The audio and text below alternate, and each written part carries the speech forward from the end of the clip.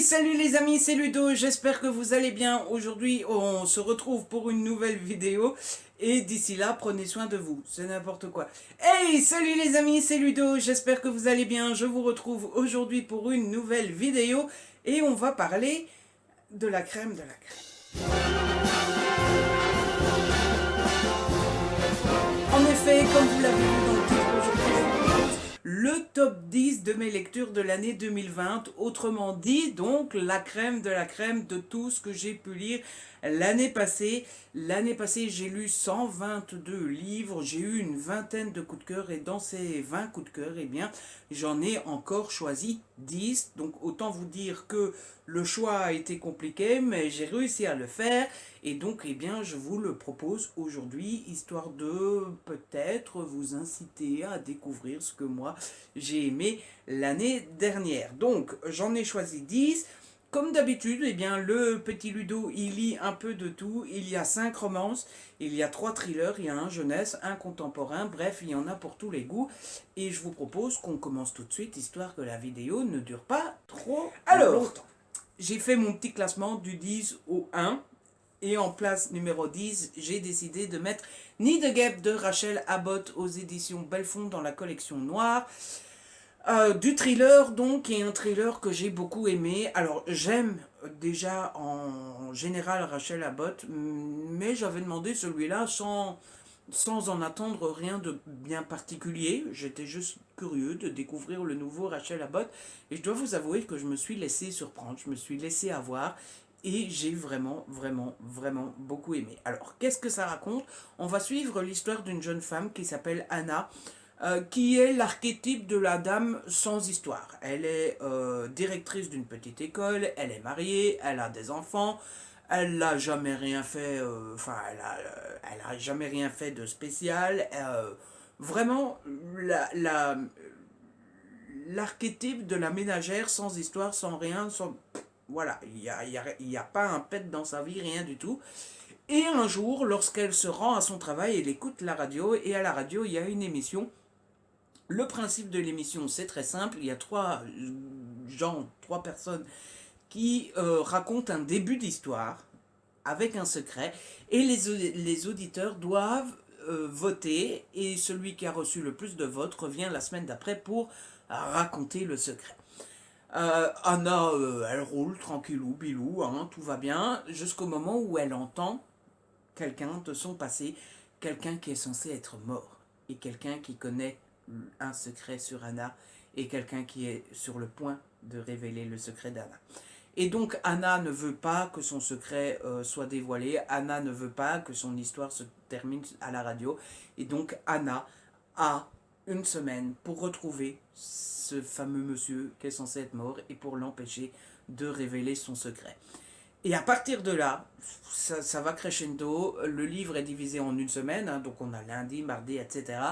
On ne s'ennuie pas une seconde, et au plus le livre passe, au plus les pages passent, au plus le temps passe, et bien au plus on en apprend sur Anna, au plus on en apprend son secret, et au plus on se rend compte qu'elle est loin, très loin d'être la femme sans histoire, la femme un peu barbante qu'on imagine au début du livre, parce que eh bien, Anna a un passé, et que son passé, eh ben, il n'est pas très glorieux. Voilà. Le style de Rachel Abbott se lit super vite, ça va c'est vraiment un page turner.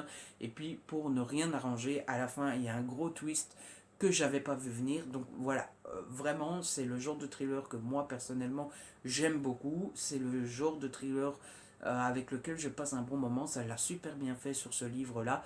Il m'a marqué en 2020, et donc je vous le conseille fortement. En numéro 9, alors le numéro 9, c'est un marronnier. Il est là chaque année. Parfois il est plus haut, parfois il est plus bas. Cette année-ci, il est plutôt vers le bas. Mais évidemment, il y a Harlan Coben avec son dernier titre, L'inconnu de la forêt. Toujours chez Belfond, il n'y a pas de collection cette fois-ci. Harlan Coben, voilà, que voulez-vous, il fait partie de ces auteurs que j'aime et que j'adore et que je recommande à chaque fois, et ça l'a de nouveau fait ici. Alors ici, l'histoire est divisée en deux, on a deux grosses histoires. D'un côté, on a la découverte d'un nouveau personnage qui s'appelle Wild. Wild est un garçon qui a toujours vécu dans la forêt. On l'a retrouvé dans la forêt. Un beau jour, quand il était gamin, on ne sait pas d'où il vient, on ne sait pas comment il a terminé là, on ne sait pas qui sont ses parents, on ne sait pas qui il est, on n'a jamais retrouvé d'ADN de lui pour pouvoir comparer, pour pouvoir faire une analyse d'ADN, etc., etc. Et donc, Wilde a grandi, il a continué à vivre dans la forêt, il est devenu adulte, etc., etc. Et il est devenu un petit peu un pro de la sécurité et tout, et tout, et tout. À côté de ça, on a une bande de jeunes lycéens qui disparaissent l'un après l'autre. On va retrouver une procureure qui est aussi animatrice de télé qui va se mettre à enquêter sur ces disparitions. La procureure s'appelle Krimstein, il me semble. Et elle va s'associer un petit peu à Wilde et ils vont mener l'enquête tous les deux sur ce qu'il s'est passé avec ces jeunes qui ont disparu. C'est du Harlan Coben dans le texte, c'est un style super efficace, ça se lit très vite aussi, et puis surtout, le style de Darlan Coben, c'est aussi de vous mettre plein d'histoires, plein de fils qui s'entrefilent et qui fait un amas, on ne sait pas vraiment où Harlan va, etc., jusqu'à ce qu'on approche de la fin, et petit à petit, l'oiseau fait son nid. Pas du tout, petit à petit, on se rend compte que tout est lié, que tout se délie, et qu'on va tout apprendre, et qu'on va tout découvrir. Ça l'a encore fait, comme chaque année, je vous conseille de Harlan Coben, foncez. Foncez, foncez, foncez. En numéro 8, on va laisser tomber le thriller et on va passer à la romance. Et cette année-ci, quelle trilogie a marqué l'année? Campus Driver, le tome 1 Supermat de C.S. Quill aux éditions Hugo dans la collection New Romance. Alors, je vous présente le tome 1 ici par souci de praticité, pour pas devoir manipuler les 3 tomes, mais les 3 tomes sont géniaux. Pour ceux qui ne connaissent pas, pourtant je vous en ai déjà parlé et reparlé, c'est l'histoire de 4 jeunes, mais il n'y a que 3 tomes. C'est l'histoire de 4 jeunes qui sont à l'université, donc ils ont la vingtaine, 20-25 ans, et ils ont eu un coup de génie, c'est-à-dire qu'ils ont créé une application qui s'appelle les Campus Drivers et qui sert à accompagner les gens qui doivent être accompagnés. Bon, c'est des taxis en fait sur le campus. Et donc, les 4 jeunes s'occupent de véhiculer les étudiants, souvent des étudiantes, il ne faut pas se mentir, et chacun des 4 amis a sa personnalité. Il y a celui qui est plutôt calme, il y a celui qui est plutôt extravagant, etc. etc. Et dans chacun des tomes, pour 3 des chauffeurs, on va découvrir leurs histoires. On va voir quand ils vont tomber amoureux de la fille, etc. etc. Et les 3 tomes sont des tomes compagnons, mais sont un peu liés, puisqu'on les retrouve à chaque fois. Moi, c'est quelque chose que j'aime beaucoup.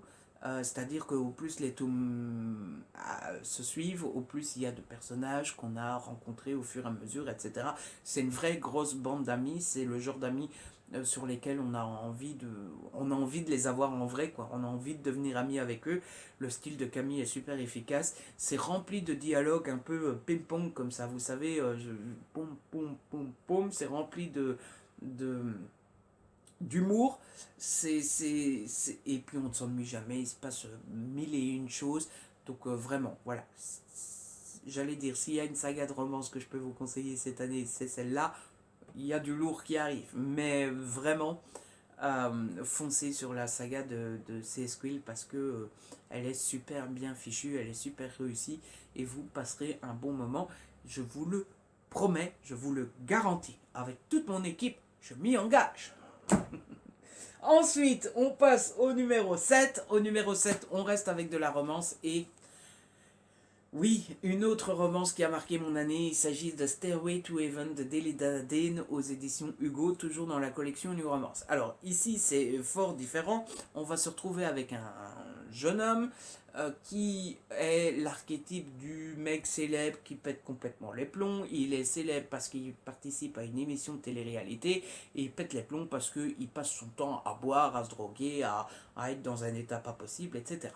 Tout ça jusqu'au jour où on lui ramène une jeune fille, un bébé, qui va s'avérer être sa fille. Il n'était pas au courant, mais voilà, on lui donne sa fille. Au début, il panique, parce que bon, hein, voilà. Et on va le retrouver des années plus tard. Il est toujours avec sa fille. Il a complètement changé de vie pour s'occuper correctement de sa progéniture. Euh, le seul souci, c'est qu'il arrive à concilier sa vie de travail et sa vie de papa parce qu'il a une nounou, sauf que la nounou part, et donc il se met à la recherche d'une nouvelle nounou, et c'est là que va débarquer... donc le garçon s'appelle Tristan et la fille s'appelle Even. C'est là que va débarquer Even et l'histoire d'amour va commencer. C'est une très belle histoire sur la monoparentalité. Moi, il m'a touché énormément parce qu'il y a aussi le cas des parents qui abandonnent leurs enfants. Vous savez que, vous ne le savez pas, je vous le dis, j'ai été abandonné par ma mère. Moi, ma mère n'a rien à secouer de moi. Donc c'est un sujet qui me touche toujours énormément. Et puis, j'ai beaucoup aimé le style, mais au-delà de ça, j'ai beaucoup aimé parce que, par exemple, dans celui-ci, il n'y a pas de rupture à la va de faire cuire un œuf. Vous savez, le genre de rupture pseudo-importante et pseudo-utile. Là, il n'y en a pas. Voilà, j'ai vraiment beaucoup aimé ce livre-là. Il y a un petit défaut, c'est qu'il y a peut-être un petit peu trop de vulgarité, mais à part ça, franchement, rien à dire. J'ai aimé du début à la fin. Et bah, depuis que j'ai découvert ce livre-là, j'ai hâte de pouvoir lire d'autres d'Elinda Dane. Mais en tout cas, si ce n'est pas encore fait, foncez sur ce livre parce qu'il est juste génial. Et en plus, regardez-moi cette couverture. Est-ce qu'elle n'est pas jolie?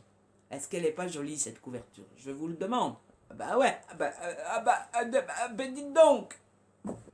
On passe au numéro 6 et en 6, on retourne au thriller puisque je vous propose Siège 7A de Sébastien Fitzek aux éditions L'Archipel. Alors, mon histoire avec Sébastien Fitzek est assez spéciale, c'est-à-dire que j'ai pas du tout aimé le... Enfin si, au contraire, j'ai eu un coup de cœur pour pas le précédent, celui d'avant, qui est donc l'antépénultième. J'ai détesté, donc l'antépénultième s'appelle Passager 23, j'ai détesté celui de l'année passée qui était le colis et j'ai eu un coup de cœur pour le dernier qui s'appelle donc Siège A. Alors ici on est dans un avion, on est dans une espèce de huis clos. En fait on a une fille qui vit loin de son papa et la fille tombe enceinte. La fille tombe enceinte, elle vit sa maternité, etc. jusqu'au jour où elle appelle son papa en mode « Papa, ça y est, le bébé arrive, si tu veux être là à la naissance, bah, il est temps de débarquer. » Donc le papa prend l'avion, tout va bien, dans le meilleur des mondes, jusqu'au moment où le papa reçoit un appel, sa fille a été kidnappée. Et s'il veut revoir sa fille vivante, eh bien, il va devoir foutre en l'air l'avion. Voilà. Donc c'est une espèce de huis clos. Je trouve que Sébastien Fitzek est super bon dans les huis clos, puisque Passager 23, c'est un huis clos sur un bateau. Donc je trouve que Sébastien Fitzek est super bon là-dedans. On a cette double narration, puisqu'on suit la fille qui a été kidnappée en même temps que le papa qui est dans l'avion. Et puis il y a cette tension de savoir est-ce que le papa va céder aux exigences des terroristes. Est-ce qu'il va faire péter l'avion? Est-ce qu'il va faire cracher l'avion?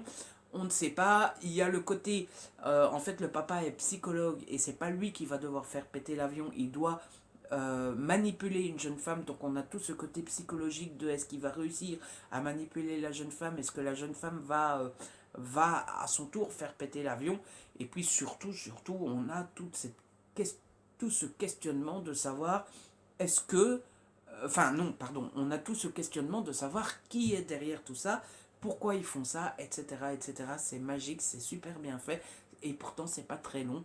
Donc voilà, je vous le conseille fois 1000 parce que c'était trop, méga, trop cool, trop, méga, trop bien fait. En position numéro 5, on passe au contemporain, Feel Good. On passe à une autrice que vous connaissez tous, on passe à une autrice que j'aime énormément. Il s'agit de Et ton cœur qui bat de Karen Ponte aux éditions Michel Lafon. Alors, pour tout vous avouer, je me suis posé la question de savoir est-ce que ça avait été un si gros coup de cœur que ça, ou est-ce que j'ai tendance à le mettre dans la vidéo juste parce que Karen est l'une de mes meilleures amies. Et honnêtement, je pense que c'est réellement un coup de cœur. C'est réellement un coup de cœur et pourtant c'est quelque chose que je n'aime pas forcément au départ puisque c'est une histoire assez triste. On retrouve le personnage qui s'appelle Roxane. Roxane est plutôt triste parce qu'il lui est arrivé quelque chose de triste. Et Roxane travaille pour un guide touristique. Et donc ils ont un guide touristique papier et ils ont le pendant du guide touristique sur internet dans un blog. Roxane s'occupe du blog et donc elle propose à chaque fois à ses lecteurs un endroit où partir en vacances, mais pas seulement juste un article de blog comme ça, vite fait. Elle se rend sur place, elle fait les activités sur place, etc. À chaque fois qu'elle fait une activité, elle en fait un article de blog. Et c'est terriblement bien fait puisque Roxane va se retrouver dans un hôtel qui s'appelle Au meilleur ami de l'homme. C'est un hôtel dans lequel il y a des petits chiens. Vous découvrirez ça en lisant. C'est vrai que ça a l'air un petit peu... Qu'est-ce qu'il raconte Ludo? Mais vous verrez quand vous le lirez. Et, et c'est terriblement bien fait parce que vous avez Roxane qui est très triste, qui se retrouve dans une position très délicate, qui se retrouve un peu au croisement de sa vie, dans un moment où je suis triste, quoi. Voilà, point. Je suis triste, c'est tout. Et puis c'est tout. Et elle va rencontrer des personnages au fur et à mesure de son aventure, au fur et à mesure du roman. Et le fait de côtoyer ces personnages, de s'ouvrir aux autres, de vivre des aventures, de vivre des activités, etc., et bien petit à petit, ça va aller mieux. Et c'est juste terriblement bien fait. C'est l'écriture de Karen. C'est bon, ça se lit vite, hein, c'est voilà quoi. Hein, ça se lit terriblement bien vite. Et puis, bah, comme d'habitude avec Karen, il y a des moments tristes, il y a des moments bien plus drôles, etc., etc. Donc, franchement, je ne peux que vous conseiller cette histoire que j'ai beaucoup aimée. En position numéro 4, on retourne à la romance. Je m'y perds. Il n'y a plus de thriller, de toute façon. Voilà. Donc, on retourne à la romance, qui n'est pas le dernier, pour le coup. Il s'agit de la saga Secret Défense d'Aimé numéro 1 d'Axel Auclair aux éditions Hugo dans la collection New Romance en format poche. Il y a 3 tomes. Encore une fois, les 3 tomes sont très bons. Là, je vous présente que le premier par praticité. Que dire sur ce livre-là? Alors, j'en ai des très bons souvenirs. Je ne sais pas s'ils sont encore fidèles parce que je l'ai lu en début d'année 2020.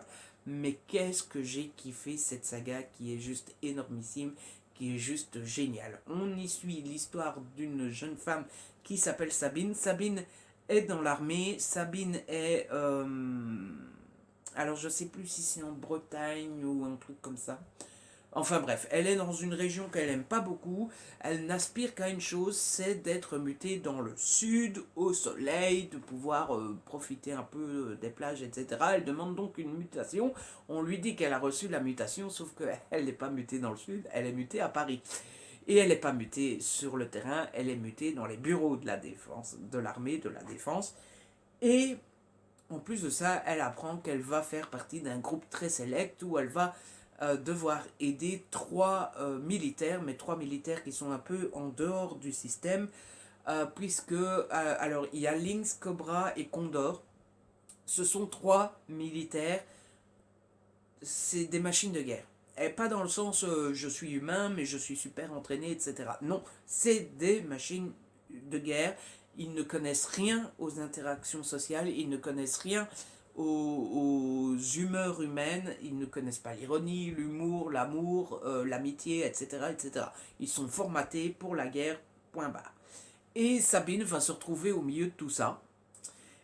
Et c'est la première fois que Condor va ressentir des sentiments pour une femme, pour Sabine. Et donc, il va commencer un début d'histoire. Sauf que, bah, je viens de vous le dire, Condor ne connaît rien à l'humanité. Donc, l'amour, comment on fait pour draguer une femme, comment on fait pour... enfin, il n'a jamais fait l'amour. Il n'a jamais fait d'activité. Non, lui, il est formaté depuis qu'il est gamin à vivre dans un trou et aller à la guerre. Point.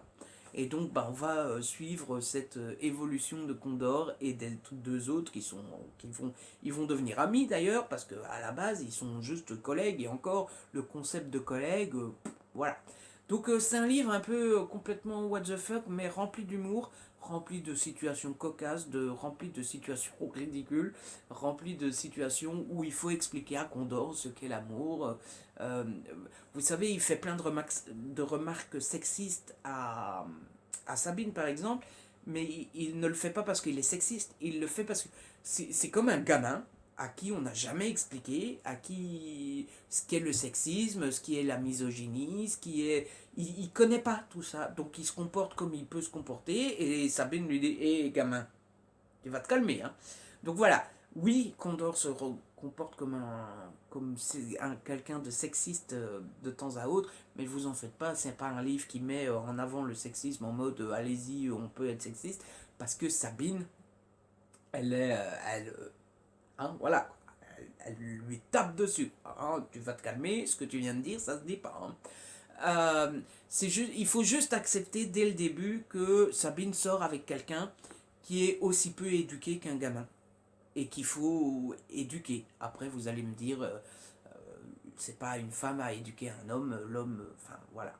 Mais il faut partir du principe que Condor ne connaît rien aux sentiments, ne connaît rien à l'humanité, ne connaît rien aux relations et que bah, du coup, il fait avec ce qu'il a. Voilà, tout simplement. J'ai adoré. Tentez au moins, vous verrez ce que j'essaye de vous expliquer parce que c'est pas facile et vous verrez que c'est juste génial. On est à la troisième place et la troisième place c'est de la jeunesse. Et niveau jeunesse, normalement si vous me suivez, vous devez savoir de quoi je vais vous parler. Évidemment, Monstre Hotel, le tome 1, Les chasseurs de trésors de Karina Rosenfeld aux éditions Gulfstream. Là aussi, je vous présente le premier tome. J'ai lu les deux premiers, le deuxième est aussi bon que le premier, donc vous pouvez y aller les yeux fermés. Alors, c'est des tout petits livres écrits pas si gros que ça, mais qui se lisent très très très rapidement. Alors dans cette saga, on va suivre l'histoire d'Olivia. Olivia qui est une jeune fille au début sans histoire, sauf que ses parents décident de déménager. Évidemment, comme c'est une petite fille, elle doit suivre ses parents. Et ses parents déménagent dans un village qu'on appelle Monstreux. Et ils rachètent un ancien manoir, un vieux manoir qu'ils vont réhabiliter pour en faire un hôtel. Jusque-là, rien de bien particulier. Sauf que on va vite se rendre compte que dans le manoir, à l'intérieur du manoir, il y a une espèce de monde parallèle, une espèce de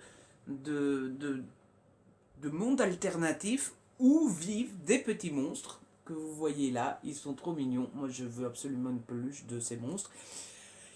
Ces monstres-là vivent dans l'hôtel, mais rassurez-vous, ce sont des gentils petits monstres. Ils ont chacun des petits pouvoirs, mais ils ne les utilisent pas pour faire du mal aux humains. Ils les utilisent juste pour pouvoir se défendre. Et donc Olivia va faire la rencontre de ces petits monstres. Et Olivia va devenir amie avec ces petits monstres. Alors dans chaque tome, il y a une histoire particulière.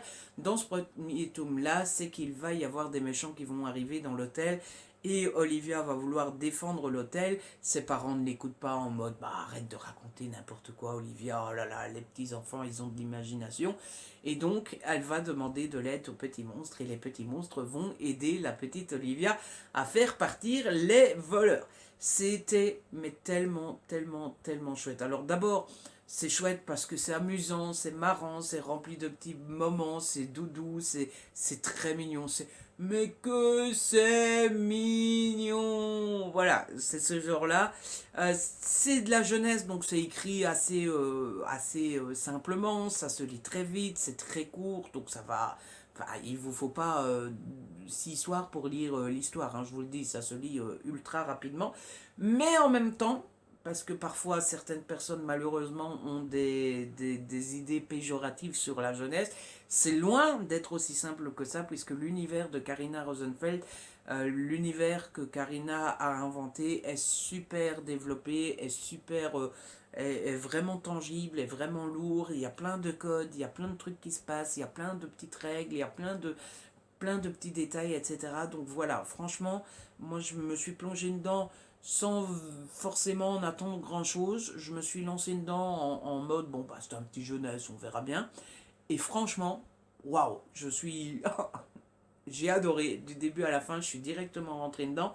Et je pense que ça peut plaire vraiment, vraiment, vraiment à beaucoup de monde, que vous soyez jeune ou moins jeune.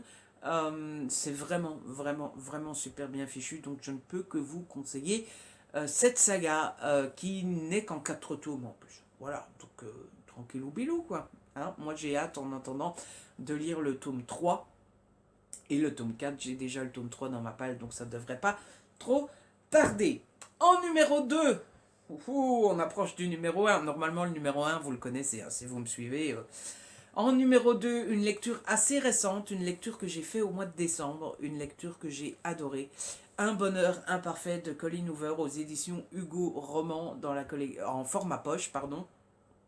Alors j'insiste sur le Hugo roman et pas le Hugo New Romance parce qu'on pourrait se dire ouais c'est du Colleen Hoover chez Hugo donc c'est de la romance.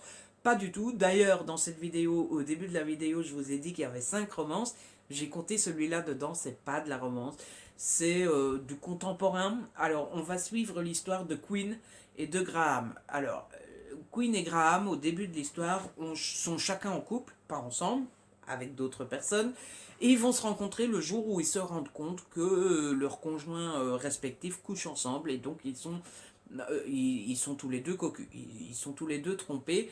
On va suivre l'histoire qui est divisée en 2 temporalités. Au moment où ils apprennent qu'ils se sont fait tromper, au moment où ils se rencontrent, et 7 ans plus tard, quand ils sont mariés, depuis 7 ans. Et donc, alors, le moment où on les suit, qui viennent de se rencontrer, etc., c'est plutôt une histoire de romance pour le coup assez classique. Ils se rencontrent, ils se plaisent, ils vont au restaurant, ils discutent, ils couchent ensemble. Enfin voilà. Après, c'est pas de la new romance dans le sens où il n'y a pas de scène de sexe, il n'y a pas de rebondissement de ouf, etc. C'est juste la rencontre. La partie la plus intéressante, selon moi, c'est la partie où on les suit quand ils sont en mariage, enfin quand ils sont mariés et qui depuis 7 ans. Et on va suivre un sujet super lourd, super important, super grave, dans le sens où Queen veut devenir maman. Queen veut un enfant et Queen n'y arrive pas. Et donc on est dans cette thématique, si on peut appeler ça une thématique, on est dans ce problème de besoin de maternité quand on n'y arrive pas. Et ce livre m'a bouleversé. Tout en étant très... Il m'a fait travailler ce livre. Dans le sens où c'est bouleversant parce que forcément on essaye, et encore une fois en tant qu'homme, je ne peux que faire, je ne peux qu'essayer. On essaye de se mettre à la place de Queen, on ressent la douleur qu'elle vit, on ressent la difficulté qu'elle vit, on ressent cette tristesse infinie, ce puits de tristesse. Je trouve que Colleen Hoover a très bien écrit ça, on ressent vraiment cette tristesse profonde que ressent Queen, c'est super bien écrit je trouve. Et puis, il m'a fait travailler parce que je ne connais pas ce qu'on ressent quand on est une femme. Alors, non seulement je ne ressens pas ce qu'on ressent quand on est une femme, mais je ne ressens pas la difficulté de cette envie de maternité, puisque moi, je ne l'ai pas. J'ai jamais voulu d'enfant. Je ne suis pas contre avoir un enfant, je l'ai toujours dit. Si je rencontre quelqu'un qui veut un enfant, ça ne me dérange pas d'avoir un enfant. Enfin, je dis ça comme si c'était un meuble, mais vous voyez, je suis pas contre les enfants en mode si je rencontre quelqu'un qui me dit je veux des enfants, ça va pas être possible entre nous parce que moi j'en veux pas quoi. Vous voyez, je suis pas réfractaire, mais ça fait pas partie des choses dans la liste que de ma vie sera réussie et je serai heureux et je n'aurai pas de regrets si j'ai pas d'enfants quoi. Vous voyez. Donc j'ai pas cette envie de paternité dans mon cas et en plus je suis pas une femme. Et ce que ressent Queen, du coup, j'ai eu du mal à me mettre à sa place et il y a plein de choses chez les femmes que comme je connais pas l'ovulation, je connais pas l'impact sur l'humeur de la contraception ou de l'absence de contraception, enfin tout ça je connais pas. Donc j'ai eu beaucoup de mal, j'ai dû parler avec beaucoup d'amis, etc. Pour apprendre.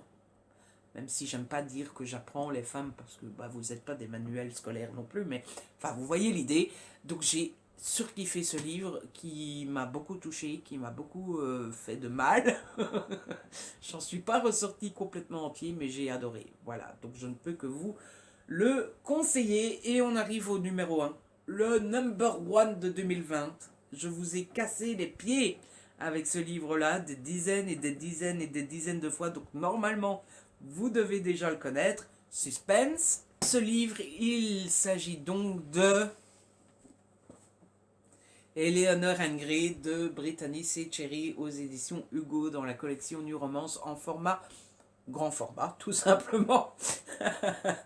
Qu'est-ce que j'ai aimé ce livre, mais qu'est-ce que je l'ai kiffé, de chez kiffé, de chez kiffé, de chez kiffé. J'y pense encore assez régulièrement, et pourtant je ne l'ai pas lu fin d'année, hein, pas début non plus, mais ça devait être un truc du genre avant l'été ou un truc comme ça, donc ça fait déjà 6 mois quand même, et j'y pense encore très régulièrement.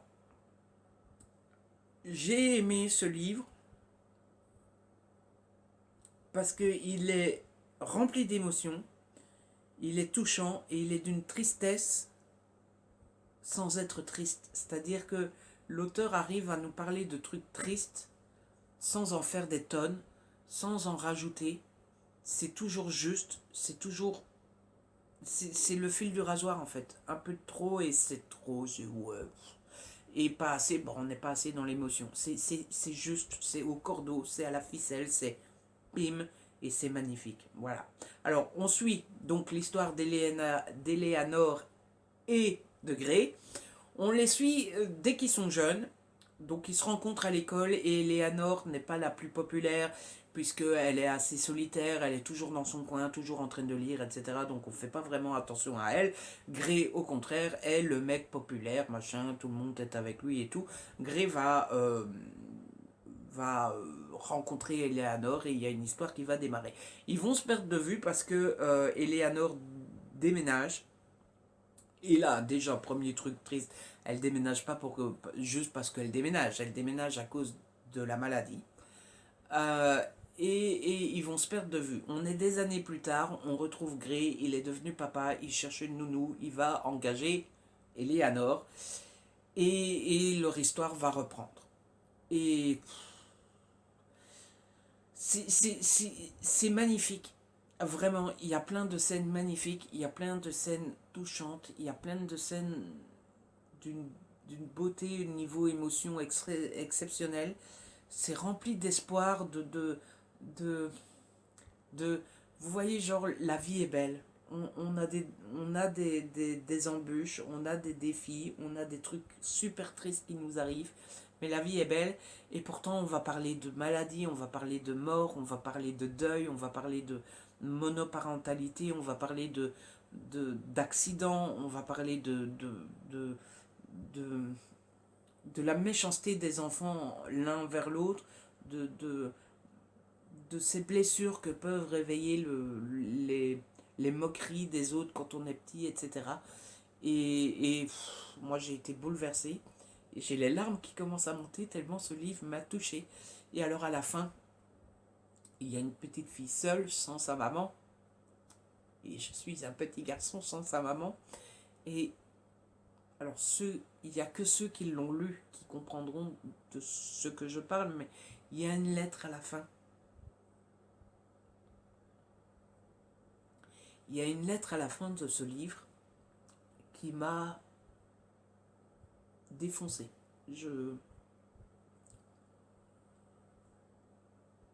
L'histoire de cette petite fille sans sa maman, ça m'a...